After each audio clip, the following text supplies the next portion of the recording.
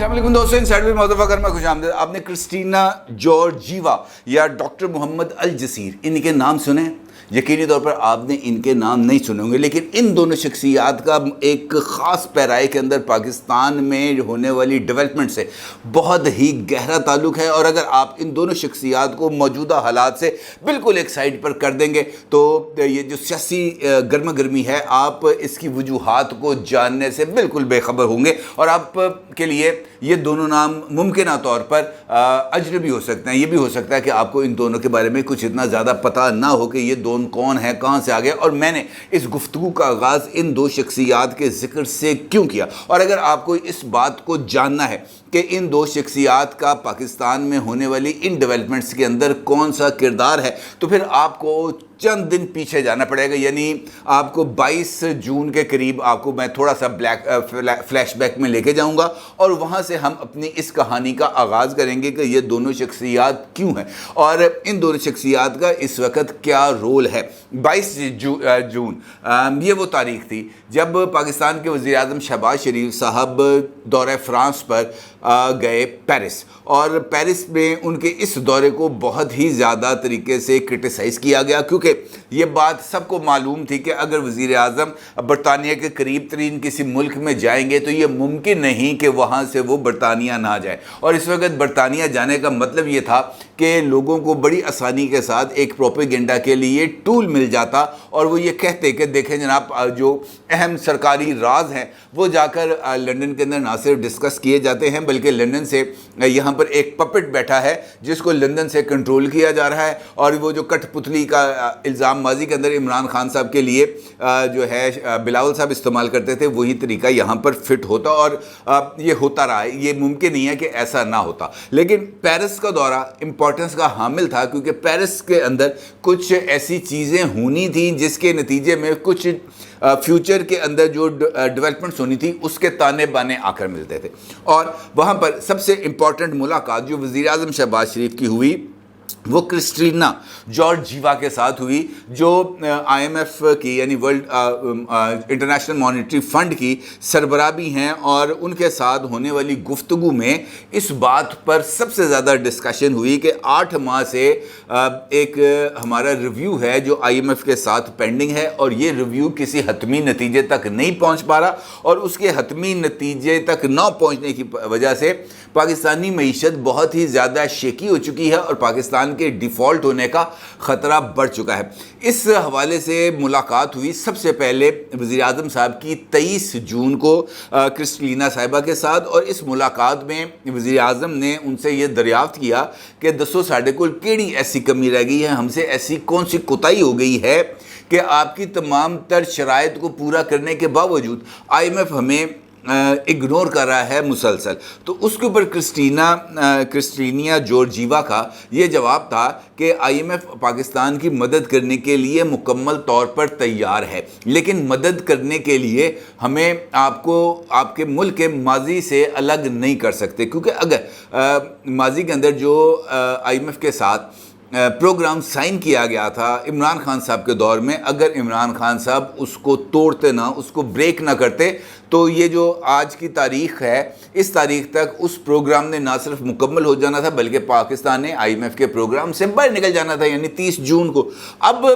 पाकिस्तान इस प्रोग्राम में अभी तक मौजूद भी है, लेकिन वो जो शराइत थी IMF की वो पूरी नहीं हो सकी, जिसकी वजह से IMF का जो प्रोग्राम है वो अपने अगराज़ व मकासद हासिल नहीं कर सका। अब भी पाकिस्तान ने माशी तौर पर कुछ इक़दाम किए तो ज़रूर हैं, लेकिन IMF ये समझता है कि पाकिस्तान के ने अभी जो कुछ अगले चंद महीनों के अंदर जो फ़ौरन अदायगियाँ करनी हैं उसके लिए पाकिस्तान को तकरीबन $3 बिलियन यानी $3 अरब दरकार होंगे। जब तक पाकिस्तान उस $3 अरब का बंदोबस्त नहीं कर लेता उस वक्त तक IMF के साथ प्रोग्राम नहीं होगा। जिस पर वज़ीर आज़म ने उनसे कहा कि जनाब हमारे फौरी तौर पर बातचीत हो गई है चाइना से, और चाइना की तरफ से हमें 50 करोड़ डॉलर जो हैं वो ट्रांसफ़र हो जाएंगे आज या कल। लेकिन उसके बावजूद भी क्रिस्टीना जॉर्जिवा का ये कहना था कि आपको मज़ीद इक़दामात करने की ज़रूरत होगी, और यही वो मुकाम है जहाँ पर डॉक्टर मोहम्मद अल जसीर का किरदार आता है। और यहाँ से वो जो पंजाबी के अंदर ना अंब डिप्लोमेसी का आगाज़ होता, ये वो मुकाम है जहाँ पर डॉक्टर मोहम्मद अल जसीर की एंट्री होती है। और डॉक्टर मोहम्मद अल जसीर इस्लामी तरक्याती बैंक के सरबराह हैं, उसके प्रेसिडेंट हैं। ये भी पेरिस में मौजूद थे और वज़ीर आज़म शहबाज शरीफ ने खुसूसी रिक्वेस्ट करके इनके साथ मुलाकात की। वज़ीर आज़म शहबाज शरीफ साहब की डॉक्टर मोहम्मद अल जसीर साहब के साथ ये जो मुलाकात है, इसका एक क्लिप सोशल मीडिया पर बहुत ही ज़्यादा वायरल हुआ। ऑल्दो उस मुलाकात के अंदर गुफ्तगू जो हुई और वहाँ पर जो आपस के अंदर जो पाकिस्तान को की मईशत को बहरान से निकालने के लिए जो पॉइंट्स थे वो तय किए गए, वो इस सारे के सारे ख़बर में से गायब हो गया। सिर्फ एक क्लिप वायरल हो गया जहाँ पर शहबाज शरीफ साहब डॉक्टर मोहम्मद अल जसीर साहब के साथ एक कॉरिडोर से गुजरते हैं। कॉरिडोर से गुजरते हुए लिफ्ट तक आते हैं और डॉक्टर मोहम्मद अल जसीर शहबाज शरीफ को खुदा हाफिज़ कहने लगते हैं। तो शहबाज शरीफ साहब उनको इस बात का जिक्र करते हैं कि जनाब पाकिस्तान के आम बहुत ही ज़्यादा लजीज होते हैं और ये आम मैं आपको भिजवाऊँगा और आपने इनको टेस्ट करना है, तब आपको पता चलेगा कि पाकिस्तानी आम किस क्वालिटी के हैं और पाकिस्तानी आम के साथ हम जो है वो किस तरीके से अपनी मईशत को बेहतर बना सकते हैं। इस तरह की उनकी कुछ गुफ्तगू हुई और डॉक्टर अल जसीर जो हैं वो उनकी इस गुफ्तगू को सुनते हुए मुस्कुराते भी हैं और आमों के ऊपर उनके भी मुंह में पानी भर आता है। यकीनन पाकिस्तान के आम हैं ही इतने टेस्टी, लेकिन ये वो नुक्ता था जहाँ पर सोशल मीडिया के ऊपर आम के जो है वो ट्रेंड चले गए। उसके बाद सोशल मीडिया के ऊपर इस बात की कैंपेन चलना शुरू हो गई कि पाकिस्तानी वज़ीर आज़म अम्ब चूपन ली गया सी फ्रांस, इस तरह की ये चीज़ें हैं वो आगाज़ हो गया। फिर PTI के मुख्तलिफ लीडर्स की तरफ से मुख्तलिफ जो है वो चीज़ें सामने आई। आपको याद होगा कि रजब तैयब अर्दवान साहब जो टर्किश प्रेसिडेंट इलेक्ट हुए थे, उनकी तकरीब हल्फ बर्दारी के मौके पर भी वज़ीर आज़म शहबाज शरीफ गए थे टर्की, और वहाँ पर भी उन्होंने रजब तैयब अर्दवान और उनकी अहलिया मुहतरमा के साथ इस बात का जिक्र किया था कि जनाब मैं आपको ये जो तीसरी मरतबा प्रेसिडेंट इलेक्ट होने पर आमों का तोहफ़ा लेके आया हूँ, लेकिन सारे आम आपने अकेले नहीं खा जाने, आधे आपके लिए हैं आधे भाभी के लिए। इस तरह की कुछ गुफ्तगू की गई थी और वहाँ पर भी इसी गुफ्तगू पर वज़ीर आज़म शहबाज शरीफ का मजाक भी उड़ाया गया था। लेकिन ये अम्ब ऐसे करामात दिखा पाएंगे तो कुछ सोचा नहीं जा सकता। वैसे आम पाकिस्तान की तारीख के अंदर एक मरतबा पहले भी मोजज़ा कर चुके हैं, जब ज़ियाउल हक साहब के जहाज़ में बहावलपुर से उन आमों को की पेटियों को वहाँ पर रखा गया था। अलबत्ता ये वाले आम फटे नहीं थे, अलबत्ता इन आमों ने जो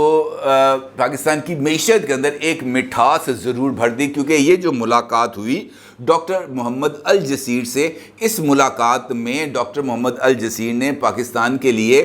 जो है इस्लामी तरक्याती फ़ंड, इसकी तरफ से $2 बिलियन की मदद का उन्होंने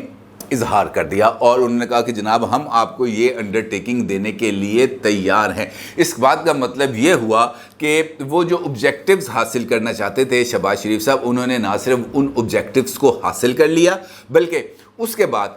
IMF के पास किसी तरह का कोई जवाज़ बाकी नहीं रह गया था कि वो पाकिस्तान के साथ प्रोग्राम में आती। लेकिन पाकिस्तान के साथ प्रोग्राम में आने के लिए भी मसाइल थे, क्योंकि जो पाकिस्तान के साथ प्रोग्राम चल रहा था उसने 30 जून को ख़त्म होना था। लिहाजा पाकिस्तान के साथ एक स्टैंड बाय एग्रीमेंट किया गया अगले 9 महीने के लिए, और इस स्टैंड बाय एग्रीमेंट के तहत जो पाकिस्तान को IMF ने $3 अरब यानी $3 बिलियन की फाइनेंसिंग करनी है, और इसके तहत पाकिस्तान ने ये जो $3 अरब पाकिस्तान को और मिलेंगे जो फॉरेन डेट के लिए अदायगी के लिए, तो लिहाजा पाकिस्तान के पास अगले 9 महीने के दौरान तकरीबन $6 अरब आ जाएंगे, जिसमें से $3 अरब अदा किए जाएंगे और बाकी बैलेंस ऑफ पेमेंट्स के लिए उसको सर्कुलेट किया जाएगा, और इसी दौरान कुछ और मंसूबों के ज़रिए भी पाकिस्तान के पास पैसे आ जाएंगे। ये यकीनी तौर पर पाकिस्तान की मईशत के लिए एक अच्छी खबर है। लेकिन IMF کے ساتھ بات چیت ہو اور وہاں پر کچھ ایسی چیزیں نہ ہوں جس کا پاکستان کے عوام پر اثرات نہ ڈیولپ ہوں، یہ ممکن ہی نہیں ہے۔ اور IMF کے ساتھ یہ جو اسٹینڈ بائی ایگریمنٹ ہوا ہے، اس کے اندر بھی پاکستان کے عام آدمی یعنی میرے اور آپ کے لیے کچھ زیادہ سہولت کے پہلو نہیں ہیں۔ اس کے نتیجے میں پاکستان کے اندر بجلی کے ان 9 مہینوں کے دوران جو آنے والے ہیں، بجلی کی قیمت میں تقریباً 8 روپے پر یونٹ کا اضافہ کیا جائے گا، اور یہ 4 روپے پر یونٹ کی 2 اقساط کے اندر اس کو وصول کیا جائے گا، اور 4 روپے پر یونٹ کی جو پہلی قسط ہے وہ مجھ سے اور آپ سے IMF کے ایگزیکٹو بورڈ میٹنگ سے پہلے وصول کی جائے گی، جو جولائی میں طلب کیا جا رہا ہے۔ اس کے ساتھ ساتھ گیس کی قیمتوں میں بھی 50% اضافہ کیا جائے گا، اور اس کی سمری بھی اکنامک کوآرڈینیشن کمیٹی کے پاس موجود ہے، اور جیسے ہی وہاں سے وہ منظوری ہوگی تو اس کو بھی کابینہ میں پیش کر دیا جائے گا۔ اس کا مطلب ہے گیس بھی مہنگی ہوگی۔ تیسرا پہلو آ جاتا ہے پیٹرول کا، اور پیٹرول کی قیمتوں میں بھی جو رد و بدل ہے وہ تو 15 دن کی مدت پر ہوتا ہے، لیکن اس کے ساتھ ساتھ یہ جو پیٹرولیم ڈیولپمنٹ لیوی ہے اس کے اس کے حد میں بھی اضافہ کر دیا گیا ہے، اور 10 روپے پر لیٹر اب یہ بھی اضافی طور پر وصول کی جائے گی، یعنی پہلے 50 روپے پر لیٹر وصول کی جا رہی ہے پیٹرولیم ڈیولپمنٹ لیوی، لیکن اگلے 9 مہینے کے دوران یہ 10 روپے تک پہنچائی جائے گی۔ اس کا مطلب یہ ہے کہ ہماری معیشت کو ابھی اور یہ دھچکے ہیں ان کو برداشت کرنے پڑیں گے، لیکن یہ دھچکے برداشت کرنے کے ساتھ ساتھ یہ بات بھی بہت زیادہ امپورٹنٹ ہے کہ وہ تمام لوگ جو پاکستان کی معیشت کو داؤ پر لگانا چاہتے تھے، وہ تمام لوگ جو پاکستان کی معیشت کے اندر بارودی سرنگیں بچھا رہے تھے، وہ تمام لوگ جو پاکستان کی معیشت کا مذاق اڑا رہے تھے، وہ تمام لوگ جن کی سیاست کا دار و مدار پاکستان کے ڈیفالٹ ہونے پر تھا، ان کے لیے یقینی طور پر یہ یوم سوگ ہے، کیونکہ ایسا ان کے خواب اب پورے نہیں ہوں گے۔ الحمدللہ پاکستان ڈیفالٹ بھی نہیں کرے گا، اور یہ بھی میں آپ کو کئی مرتبہ بتا چکا ہوں اسی پلیٹ فارم کے اوپر کہ دسمبر تک پاکستان کے سعودی عربیہ، قطر، UAE، چائنا اور رشیا کے ساتھ آلموسٹ 29 ارب ڈالر کے معاہدے سائن ہونے جا رہے ہیں، جو اگلے 5 سال میں پاکستان کے اندر وہ انویسٹمنٹ آئے گی، اور اس کے ساتھ ساتھ اگلے انہی 8 مہینے کے دوران وہ تمام وعدے جو انٹرنیشنل کمیونٹی نے پاکستان کے ساتھ کیے تھے کلائمیٹ چینج کے حوالے سے، پاکستان میں ہونے والی سیلاب کی تباہ کاریوں کے حوالے سے، وہ ریزالو جو بلاول بھٹو زرداری صاحب کی طرف سے جس کا اظہار کیا گیا تھا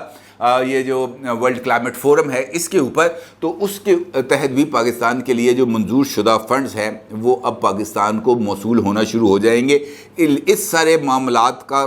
کچھ پولیٹیکل امپلیکیشنز بھی ہیں، یہ نہیں ہے کہ یہ سب کچھ ایسے ہی ہو جائے گا اور یہ جو اگلے 9 مہینے ہیں اس کے اندر راوی چین ہی چین لکھے گا، ایسا نہیں ہے، کیونکہ انہی 9 مہینوں کے دوران ہی اصل پولیٹیکل ایکٹیویٹیز ہونی ہیں۔ انہی 9 مہینوں کے دوران موجودہ حکومت نے گھر جانا ہے، انہی 9 مہینوں کے دوران پاکستان کے اندر انتخابات ہونے ہیں، انہی 9 مہینوں کے دوران یہاں پر ایک ٹیکنوکریٹ سیٹ اپ آنا ہے، اور انہی 9 مہینوں کے دوران عمران خان کی قسمت کا فیصلہ ہونا ہے، اور انہی 9 مہینوں میں سے ابتدائی مہینے یعنی جولائی کا مہینہ ایسا مہینہ ہوگا